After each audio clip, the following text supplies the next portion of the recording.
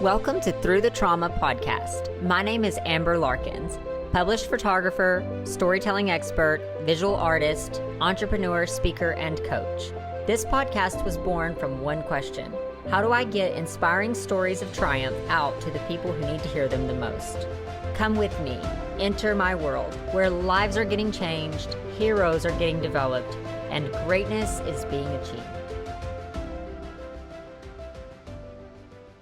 Hello, and welcome to another episode of Through the Trauma podcast. I am Amber Larkins, your host, and today I have a very special guest with me who has a big heart around domestic violence. She's done amazing things in this space and comes from an array of experience in this, unfortunately.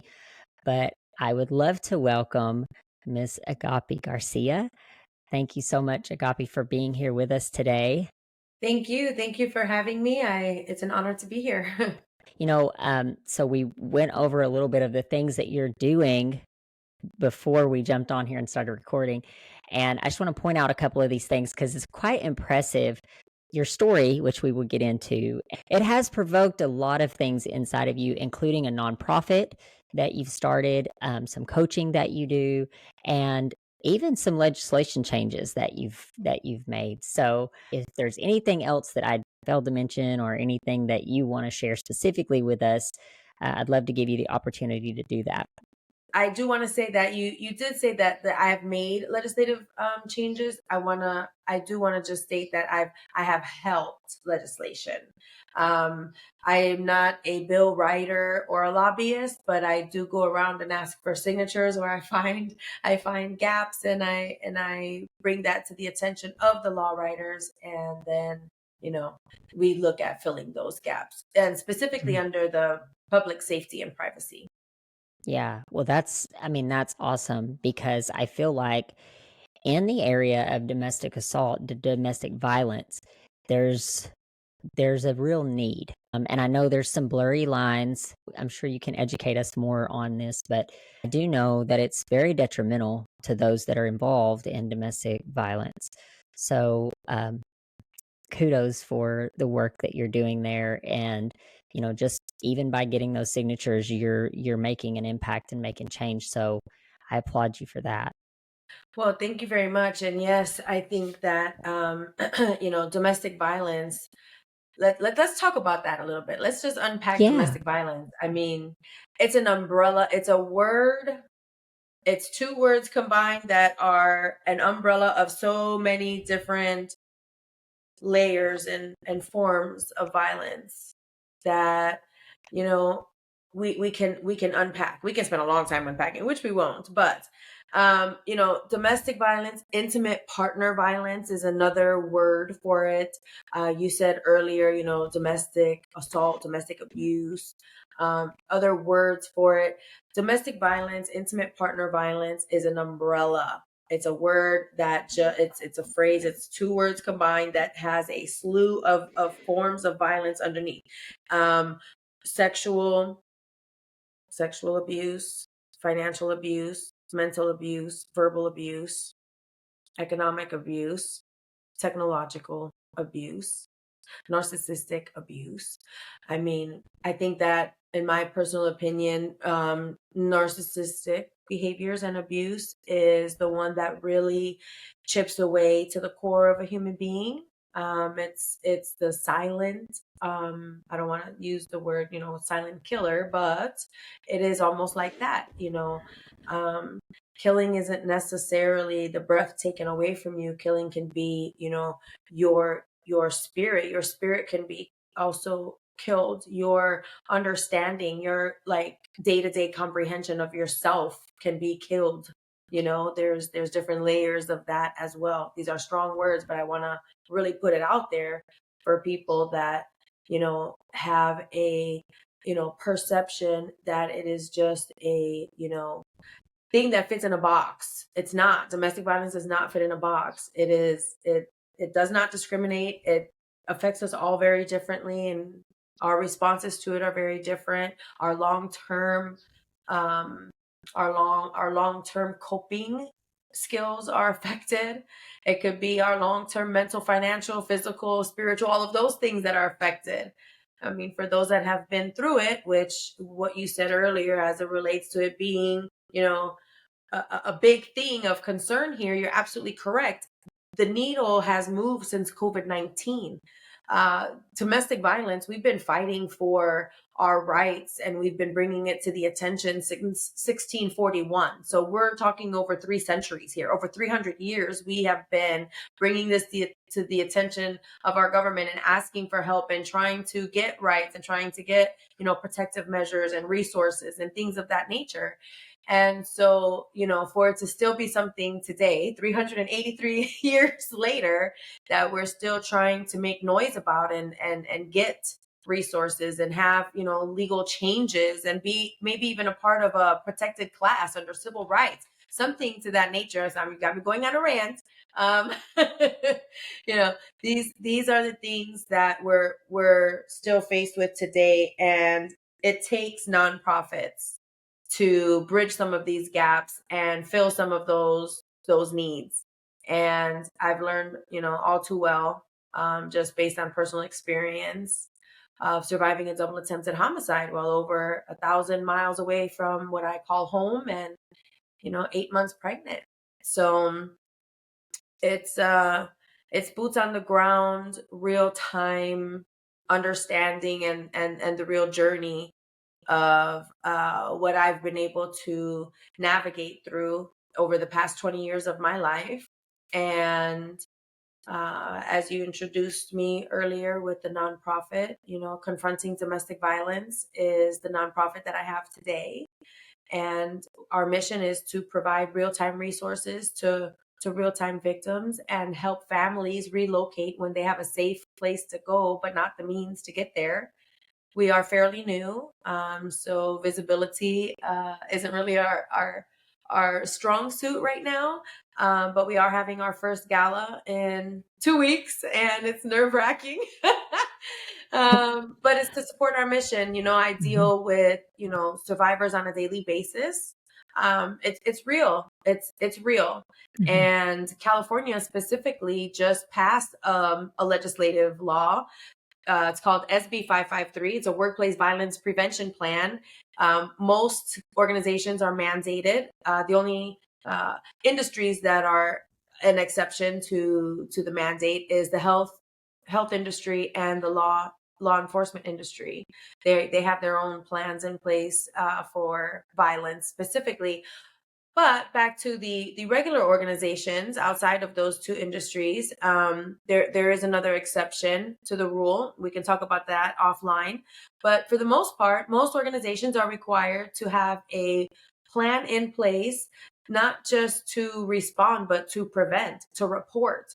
And as we know, emergency responders, law enforcement, domestic violence is one of the riskiest calls to respond to. So now employers and employees are kind of required to be a first responder in these situations. So with, COVID, like I said earlier, moving that needle, now the statistics have gone up. It's 1 in 2 women instead of 1 in 3 women, and it's still 1 in 4 men. Um, but with the requirement of employees now needing to come back to work, employers are not receiving that same employee back. They are a changed person regardless. COVID changed people. We don't know what was happening in their household. We don't know how they were coping. We don't know what we're getting back into the workplace. And domestic violence is that significant that, there is now a law in place in the state of California where organizations, corporations, small, medium, and large, need to have this plan in place. When you're saying that they have a plan in place, this is to notice that it's going on, or a place of safety for the people who are being domestically abused to come and say, I am experiencing this abuse and I need help. So it's all of that. So basically, if I am the employee and I know that my employer now has this plan in place and there are, certain things that you're supposed to do to report, I can go in and talk to my manager or my HR rep and say, hey, I am currently experiencing domestic violence at home. I am, I need help, and I'm coming to tell you guys because I understand that the employer can file a restraining order on my behalf if that's something that I want to choose to ask for. The Mhm. employer can do that now. They've been able to for quite some time, but now, and coming in January of 2025, the employer may no longer even require the employees permission if they are reporting that they are in fear for their safety and they're coming to work every day, and the employer decides that, okay, you know what, this is a bigger safety concern, I need to protect everybody, then they can go down and file the restraining order without permission, and that's coming in 2025. So there's a lot of things that are happening here to really help mitigate domestic violence, not just in the workplace, but it's obviously being, effective. Is this just Right in now it is. California? Yeah, So, right now what it's just in California. why do you think that, do you think other states will follow suit? And why do you think they've not? Yeah, so California is actually a leading state in a lot of legislative bills specifically for domestic violence. And I do believe that there will be multiple states that will want to follow suit. Sometimes it just takes one state to get something approved, and then the other states, do follow. And because this is about the workplace, and I've done my research, so the name of the bill is SB 553, and I'm a SB 553 SME, subject matter expert, because it does include domestic violence spillover into the workplace. And I have a huge background in corporate America on, physical security, access control, plus all of my domestic violence stuff. So basically, because California has been a leading state for so long, specifically under the umbrella of domestic violence, I do believe that, other states will follow suit. And based on the research that I've done, because this has just been something that is, basically up to the culture of the company. There are companies across the United States that do have, benefits or protective measures, specifically for, victims of domestic violence. Also, some EAP programs, which are employee assistance programs, usually they're for porn addicts or alcohol abuse or gambling problems, mental health. Every now and then you'll find some that offer some sort of resources for domestic violence as well. Far and few in between. Mhm. But again, because this has never been a mandate, it's just been something that was, up to, your discretion. It's been hit or miss. But now this is starting to create a huge wave. And I'm hoping to see this be picked up across the nation, because it is important that, there are additional resources other than what we depend on at our, health and human services, local county office. You stand So, in a long line, you wait a long time, you fill out an application there, you don't know where you are in the pile of applications. It's additional resources are needed. The yeah. statistics are extremely high. So I want you to get into a little bit of your story, but before that, I just want I in my mind as you're talking, I have this thought, and I'm really curious about this. Um, but if if the workplace can file a restraining order, or can make a report, or get an investigation going, or whatever that looks like, what is that better, or is that more detrimental? And the reason I'm asking that is because, from what I know, and you're more of an expert around domestic violence than I am, but from what I know, it's like, what about if it puts that person who's being abused then in jeopardy? Because the abuser then thinks, well, this person filed this on me. They don't know that it's the workplace that filed without permission, and now they think it's the abused, which would only, in my mind, seem like it would increase the abuse. That's right. I agree. there is a very huge gray zone on making these decisions. And not only that, I'm going to take it up another level here. So when that restraining order is handed to the abuser, it says on there where you cannot, where you cannot come 500 feet of, right? So obviously if it's the employer and they know that, okay, that's where their partner works, yes, it can increase, the risk of their safety for sure. But what about everybody at work now? Now that they know that the employer filed, is that not increasing everybody's, safety, the risk of everybody's safety at the workplace now? Hmm. I Not, mean, I would think so.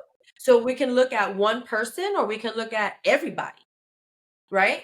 So it's these very difficult decisions that need to be made, which is why it's extremely important to receive the proper training of the workplace violence prevention plan. I'm seeing a lot of, not law enforcement, but like security companies looking at active shooter and, or attorneys that are saying, let's dot your I's and cross your T's. And I'm over here like, oh my gosh, not a lot of people are focusing on the domestic violence portion of this requirement here, because again, the statistics, 1 out of 2 women, 1 out of 4 men, more than likely domestic violence is going to spill over, is going to happen at the job before a chemical spill or anything of that nature. Yeah. I I I mean, obviously there's a lot of kind of like you said gray area there. Um I agree with you that domestic violence is a huge issue. And just hearing you explain it in the beginning of like all the branches of domestic violence, like domestic when you use all of these trigger words, and there's different ways to describe it, and those terms mean different things to different people. Obviously, if you've been abused or if you're an abuser, or even calling something abuse that is, in the mind of someone who's been abused, it's like, is this really abuse? Is this not abuse? Like, there's so much gray area. um I have mixed feelings, but I don't know enough about it to really know. So I definitely agree with you that there needs to be places and help and resources for people who are being abused. But I do also know that it's just a very like touchy thing to try to get out of those situations, because I guess it depends on the abuser. Some abusers are, I don't know if you can call that like mild abusers, but then you have like psychopathic, like people that are like, I will do this at any, at the death of me, I don't care. I will find this person and I will kill them or I will hurt them or whatever. That would be the only thing for me. And it just talking to people here on the podcast, and I've had some women who've been on here that's been domestically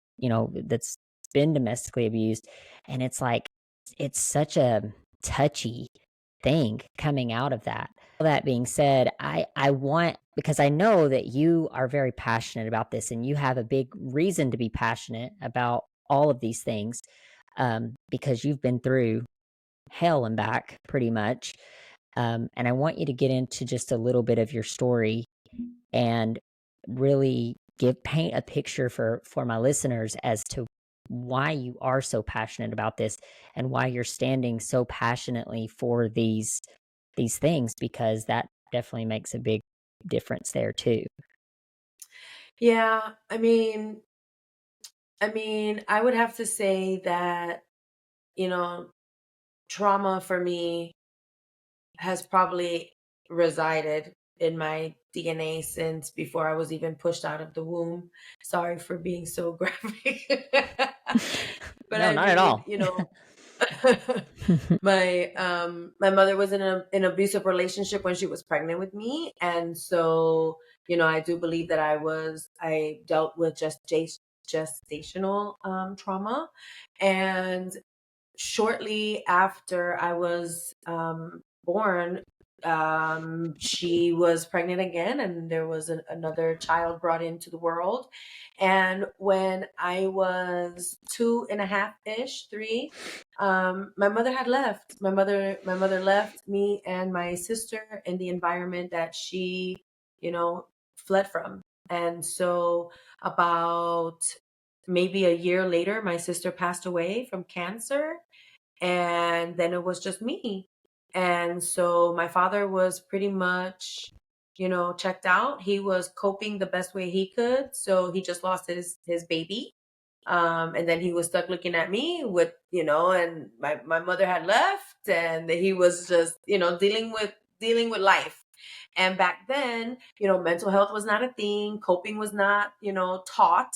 um so I just got the short end of the stick. I just fell, I don't want to say victim, but I fell victim to, what I was brought into. And so I will say, shortly and briefly, that, throughout my childhood, I had to fend for myself quite a bit. I did have some aunts that lived in the home of my grandparents, which is kind of where I was at. um and very quickly, my aunts, grew up and left the home, and my dad stayed for quite some time until the grandparents got sick and tired of it. And then we were on our own. He worked third shift, he slept all day. This was my all my life. So really I was raising myself, and what you don't learn in your home, you definitely learn on the street. And that's where I spent a majority of my teenage years, was, on the street. So respect, and trust me, I'm from Chicago, so that lets you know right then and there. The homie don't play that. There was a lot, a lot you needed to understand, to receive respect, to give the respect, to not, get jumped every corner you turn. But it's I knew violence, is what I'm saying here. I knew violence. It's what my mother left. It's what we were left in. My father was very handsy. Okay, we rough house a lot. CPS was at my home almost every year. Why DCFS did not take me, I don't know. But I was left. And so, mowing lawns, pulling weeds, cleaning cars, babysitting, whatever I could do to, have bread and lunch meat, cereal and milk. I mean, I was on survival mode since little kid. Anything to do after school but to go home. For what? To have it so loud that or to have it so silent that it's loud, that there's loud ringing in my ear because it's so quiet in the house. I mean, that's really what it was. So yeah, being outside and, being, a part of the neighborhood is what was there for me. And so very quickly in teenage years, of course, my puppy love, right? So that was very physical. That was very physical. We were very abusive. You don't hit me and think I'm not going to hit you back. Yeah, I'm guilty. We fought. We fought. We fought in the street. We fought. It was serious. And it wasn't until, I had my first child, that I was like, oh my gosh, I'm not doing this. I'm not doing this. I'm not bringing my baby into the world that I was brought into. There's no way. I don't know what it was about me that just flipped that switch. I really cannot tell you. It just happened. And so, listen, I went to a basement where there was no heat, no walls. It was just cement floor and brick walls. So there was brick walls, So that I started my life from scratch right then and there. And just because, we were no longer together, doesn't mean that the abuse stopped. It got so bad, he was coming over and kidnapping my daughter and throwing her in the car, and me jumping on the hood of the car, and him trying to kidnap her. And it was nonstop. It wasn't until he got himself into enough trouble that he had to leave the States, okay, and went somewhere else. So if you're listening to my whole life, as, baby to, mother already as a teenager, I've been doing nothing but surviving. I was in survival mode the whole time. I just didn't know that it was trauma. I didn't know how it was impacting me. I didn't realize these things, until much later in life. Because when you're in it and you're not taught it and you don't understand it, you're just a part of it. You don't realize that it's not right. You don't know anything better. You don't know anything different. So when I had my baby, I went back to school. I got my GED. The last day of GED, they said, "Hey, tomorrow's the last day to register for, your associates if anybody is interested." I was in line. I did it. So now I'm getting my life together. I'm telling you, having a baby as a baby I really got my stuff together. It was weird how it flipped a switch. I just knew I did not want to be or give my child the same life that I was brought into, and I was determined. So just fast forward quite a few years. I'm now going for my bachelor's. Where I'm living, I'm right in front of where my daughter goes to school. The babysitter's 3 blocks to the south. My job is 3 blocks to the north. Even if my car breaks down, my daughter will be at the babysitter on time, at school on time. I'll be at work on time. I had life figured out. You couldn't tell me anything. I was so independent. And then Mr. Right number 2 comes along.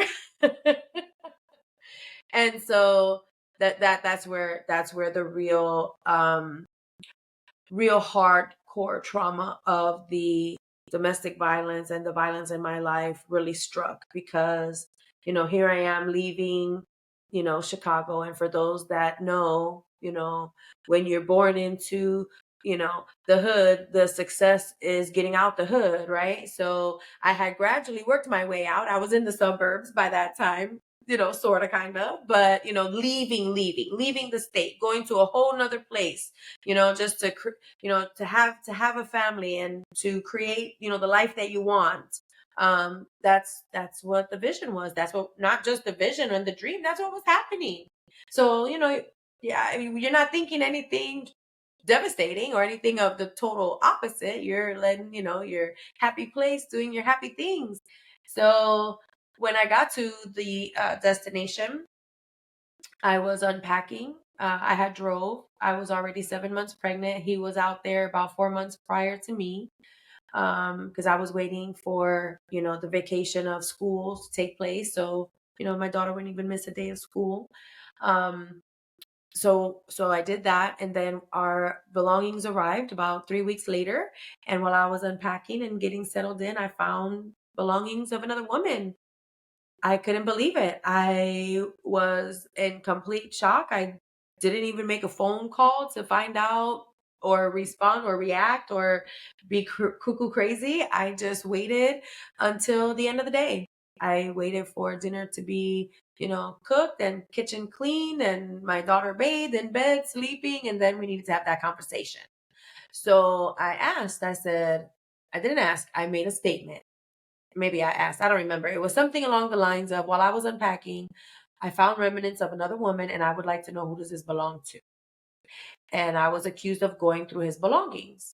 And so I repeated myself. And before I was able to finish repeating myself, he was already straddled on my stomach, my 8-month belly, and with his left hand around my neck, holding me down, and his right hand closed fist punching me to the head over and over. And all I can remember is squirming and trying to get him off of me. And I heard my daughter at the top of the stairs, "Mom, mom, mom." I never heard that voice, that tone of voice in my daughter before. It rung so deep in my ears. I just slammed my feet on the ground and I used my neck as a kickstand and I thrusted my hips towards the ceiling. "That's my daughter!" And bam, I popped up and I jumped up and I ran around the couch, and her little foot was coming off that last stair. By the time I got there, I grabbed her hand and we were out the door.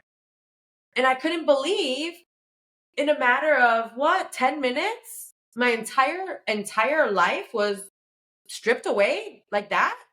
I'm not, what? What? I can't even go home. I don't even know if my unborn baby is okay. I just got here. Like, what? I didn't even know the legal system. Is he going to be out? Because in Chicago, Crooked County, are you kidding me? You'll be out in 2 hours. Okay, you beat somebody? All right, okay, bye. We don't have room for you. Like, what? So I had no idea what I was up against. I had no idea. My baby was doing 45 days. I had no idea how many hours or days he was going to be, away for. What was my safety? Look, I didn't even have a safety plan. What did that look like? I have no sisters, no brothers, no cousins. Okay? No mother. My dad's checked out. He's already, not just checked out. He's already, remarried with his own life. Very clear that I'm, not really welcome. How old were you at I this was time? 27. So still very young. Yeah. Yeah, my daughter was already 8 years old by that time. Yeah. So it was probably the most traumatic experience that I've had to really deal with. So many thoughts went through my mind. Obviously, am I even going to be able to take care of my baby? Does my baby belong in a better home? I mean, I was doubting everything about me. I didn't know who I was. I didn't know how I was so blind or stupid, or how did I not know? We had arguments before. There was nothing ever to this level. I learned later, that sometimes there are abusers that are abusive physically, but quiet in the beginning, because what they need to do is strip you and pull you away from your resources, your family, your friends, your independence. As soon as you're 100% dependent upon them and no longer a part of other relationships, healthy ones, they have a lot of power and control over you. So I was just used to the verbal, physical, emotional. Like I was used to violence and abuse. I just didn't know this level. I didn't know this level. And then the hands of the father, by the hands of the father. I mean, what?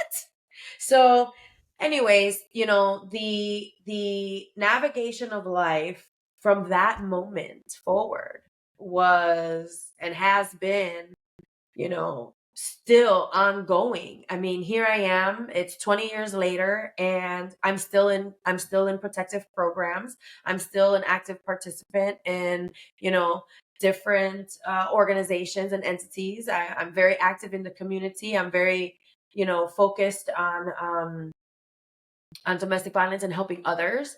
My kids, it was all about protecting and providing for my kids. I think that my kids gave me the strength that I needed, knowing that they relied on me and they needed me.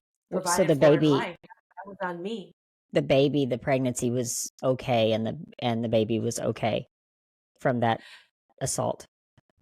Yes, thankfully that answer is yes. And it was just, I had to testify while I was pregnant. I didn't have to, I chose to. And when I chose to testify, I was, like this, ready to go and tell my story and rah, rah, rah. And then when they brought him out and I saw him and we made eye contact, I shrunk down like this. I couldn't really talk anymore, and I didn't really have much to say. I didn't know what happened.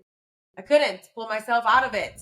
I have no idea how my voice was taken away, how my power, how my strength, how my standing up for me was removed, because as soon as he was right there in front of me, it was taken. So thankfully the judge said, I've seen this too many times before.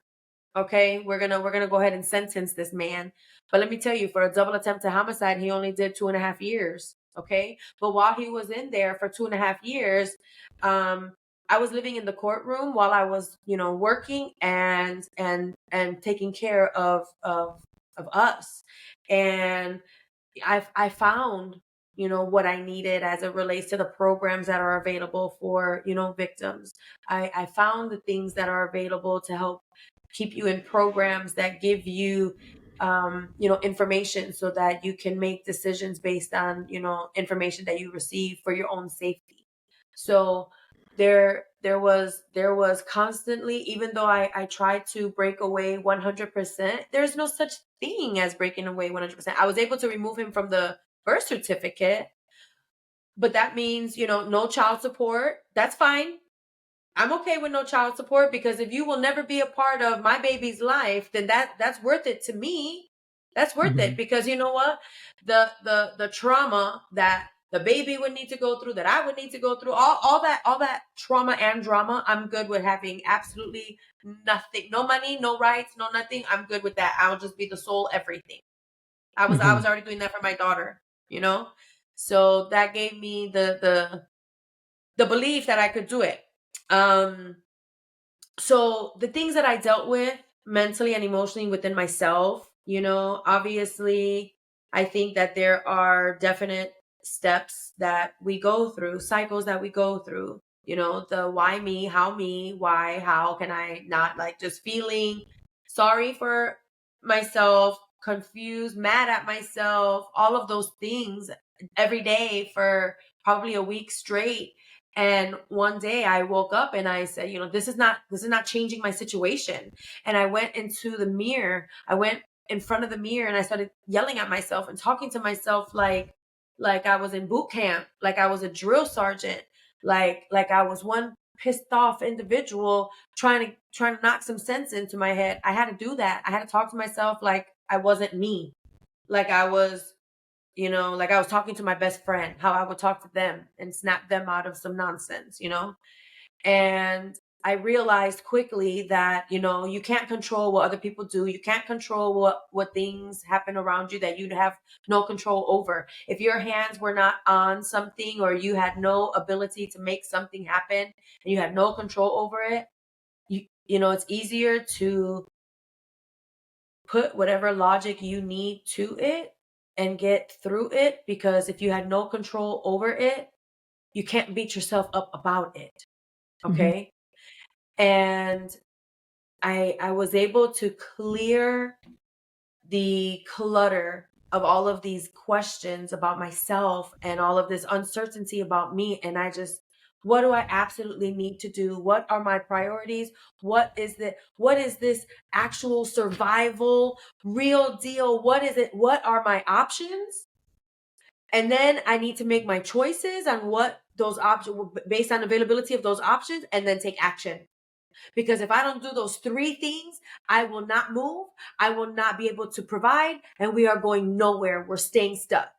Mm. Options, choices, action. That's it. I'm making it sound easy. It's not, because finding those options can be the biggest struggle. But then when you find those options and then realizing what it takes to even have that option available, that might be a bit of a struggle, especially if we have pride, especially if we're like, oh my gosh, that's embarrassing, or I can't do that, or whatever, that it can be different obstacles. But once you make that choice, you follow through and take action so that your circumstances, your situation changes. Otherwise, what is the alternative? Really? And that's how I was able to navigate and cope through so much of what we endured. I mean, we lost electricity right after after I got my food stamps, and I went and got like $500 worth of groceries so that I could like cook and nest and get ready for my baby. Because let me tell you how that happened. I went down to the leasing office. I said, I need my name removed off the lease. Here's my restraining order. Here's what happened. Here's everything that, went down. They removed me from the lease. So his name was still on there, even though he was, incarcerated. And I knew that I had enough time right before the sheriff put the eviction notice on my door. And that's how I was able to make it through those 45 days. Okay. And so when I finally got my food stamps, and I went and got this $500 worth of groceries, and I was ready to make these meals and put it in the freezer and the fridge and whatever, so I could be, prepared for, my baby coming in and not having to worry about, coming and going, because I was having a C-section, and you can't do anything after a C-section. So I needed to prepare. The electricity turned off. It was off for the whole weekend. Okay. I mean, like, you name it, I dealt with it. I was confronted with it. I was faced with it, and it's like, what do? You have these little kids. What do you do? My 8-year-old was like, I'm trying to prevent her from being a part of, all of this trauma. Thank goodness she still had, 2 weeks left of school after that incident, and then 2 weeks off before the baby got here. So it's like I was trying to keep her away and give her a childhood and keep her entertained with, with doing things with friends or things in the neighborhood while I'm, dealing and coping and having all of these conversations and trying to get help.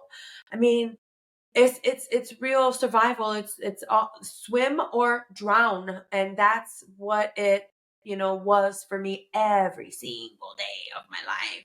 And so 10 years later, I had neck surgery, and the neck surgery was from using my neck as that kickstand to fight him off of me that night. A few years after that, I had hip surgeries. Why? Because that's what I used to get him off of me. That's where all of his weight was.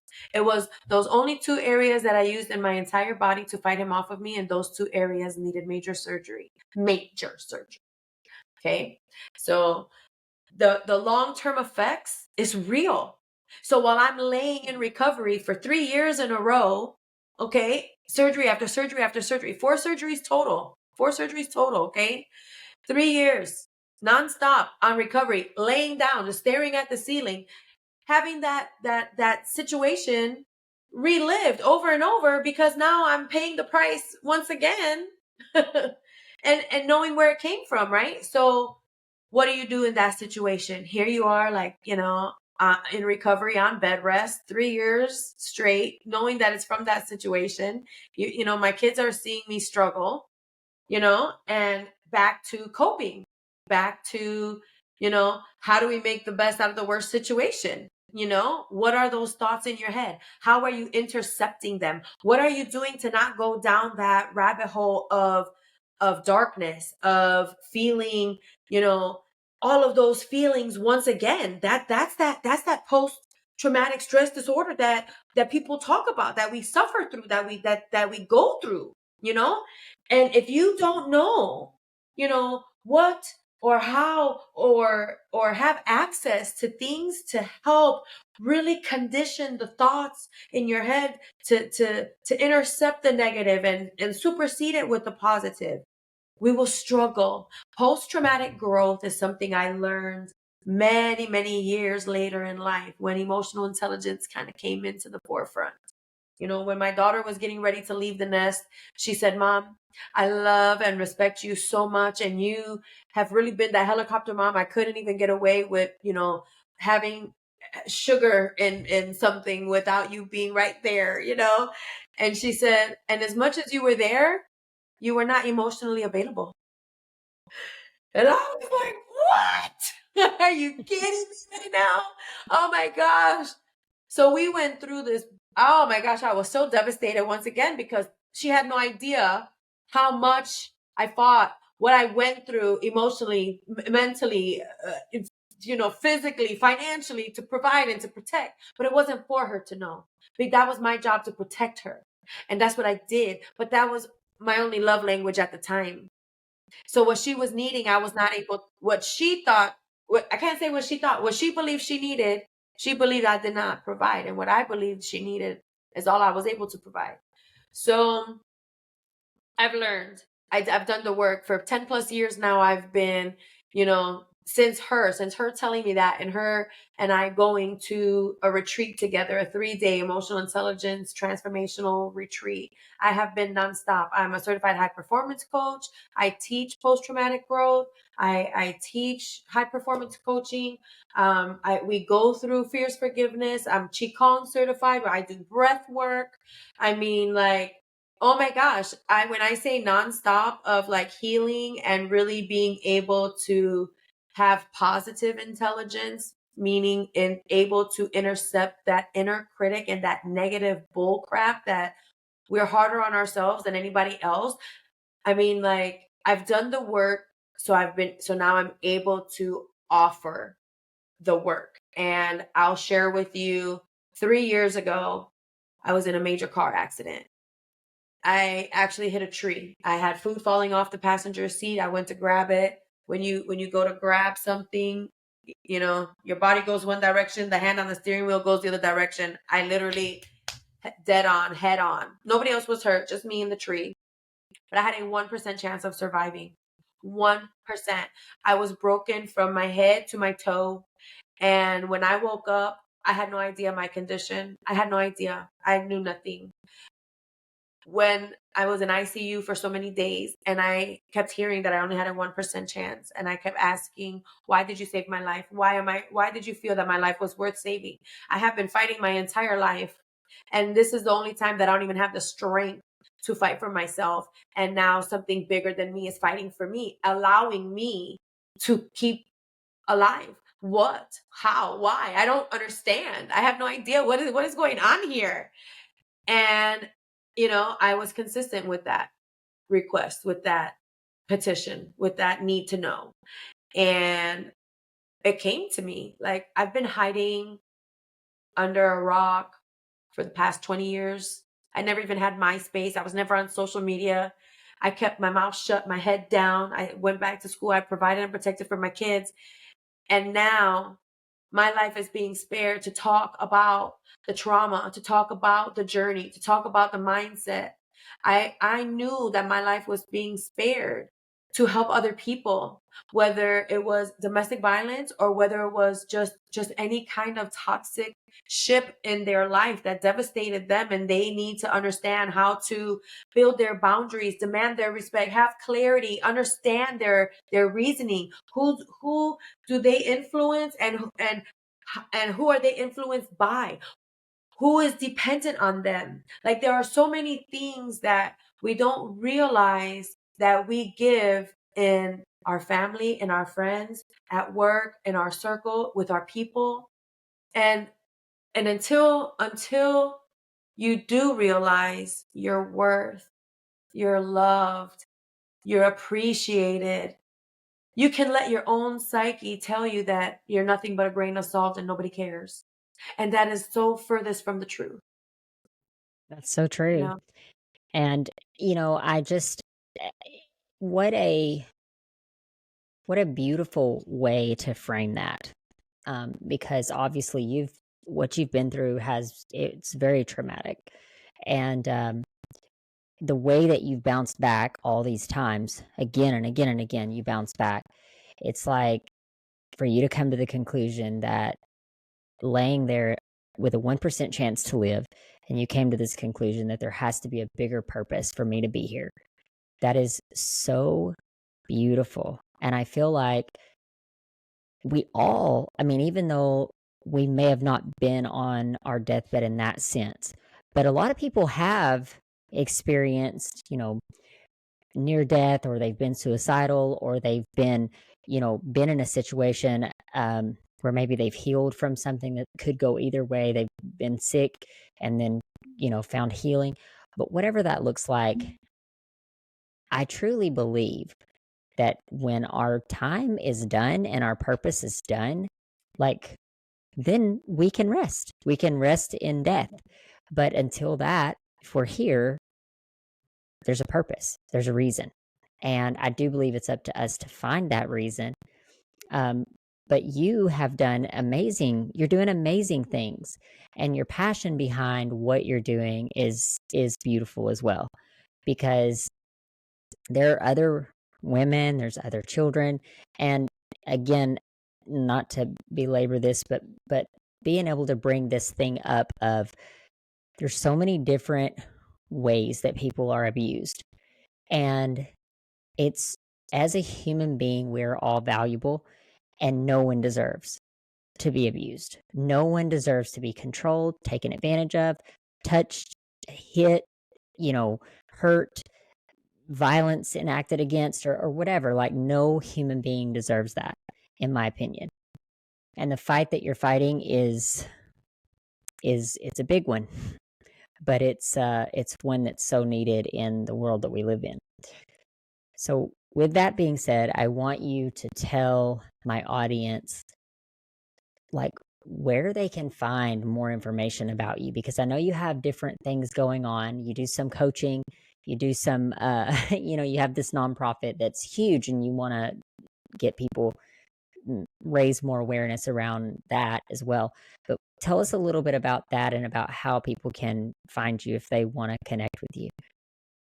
Well, thank you so much for that opportunity. So yes, I do offer coaching. It's Be Your Incredible Self.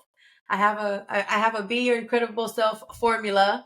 It talks about triggers, how to identify your triggers and how to respond instead of react. And, more than likely get to your intended outcome. So you can find me at beyourincredibleself.com. And then for the nonprofit, any support, any contribution, anything you want to do, any referrals, any resources, anything. I just really am looking to grow the visibility and community so I can offer more help to more individuals, unfortunately, that need it. And that is at confrontingdv.org or confrontingdomesticviolence.org. So that is that. And then if you're interested in any of the California Workplace Violence Prevention Plan training, you can find me at contactagape.com. And under events, I have some online training and in-person training available. There's nothing better than being compliant and avoiding those fines and keeping your community safe at the same time. Mm-hmm. Yeah, keeping people safe. That's Yeah. because it's the world that we live in, and the impact that domestic violence has on people, not only on the people that's being abused, but then also like in your story, your daughter, and it's a huge need for assistance around that. So I applaud you and the work you're doing, and I'm positive that if we go to that link that you just mentioned, which we'll put all this in the show notes as well, but we can learn more about that uh, that law as well, that legislation, that legislation, that legislation as well. So can't get that out. That's all good. It's a big word, evidently. So anyway, so Agapi, you're amazing. I thank you so much for coming on and sharing with my audience. If there was one kind of like big takeaway that you'd want to leave my listeners with, what would that be? It's okay if you don't know who you are, as long as you know who you're not and you put your boundaries around that. I love it. I love it. It's true. And you have value. I hope everyone knows that. The Oh, yes. Yeah. Yes. I believe that the mental space is the most important space to keep Mm. clean because you can move a million times, but you live in your head. So if you don't have your head space clean, you're in clutter. Mhm. And we all know we don't function well in that. That's true. I heard I think it was Lisa Nichols that I heard her say this. I just recently reposted it on my social media, but she said, I can't remember the name of it, but it's basically, I'll put a link in the show notes as well.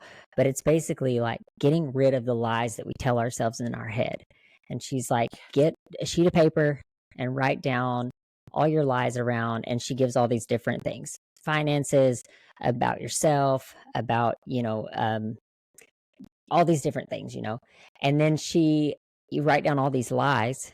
And then she wants you to go back and write the positive, like why that's a lie, basically, like what's the opposite of that.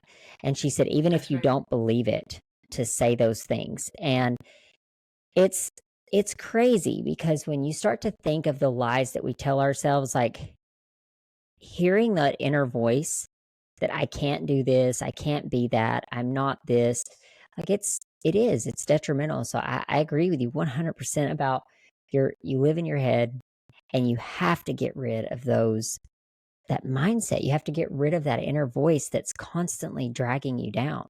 So anyway, thank you so much for sharing with us. And I hope your nonprofit gets ton of awareness. And if there's anything I can do or my listeners can do to help that, just let me know. I'll be sure to put that in here as well. But Gapi, thank you so much. Thank you so much. I appreciate it. Yes. The help for the nonprofit, just find me on social media, like repost and make comments and stuff like Mhm. that. Mhm. I'm a newbie to Yeah. social media. And I'm a rookie. and share it, it takes no time or not even a lot of effort to just take that one thing and share it, because you never know. This is the thing about domestic violence is there's a lot of people that experience it that you never even know. They don't Hmm. there's shame around it, there's fear around it, there's all these things. So just by sharing that on social media and getting people that may align with that organization is huge. So I just encourage everyone to do that. Thank you for listening to Through the Trauma podcast. If you have found value in this episode or believe in the mission behind what we are doing, please subscribe so that you never miss any future episodes.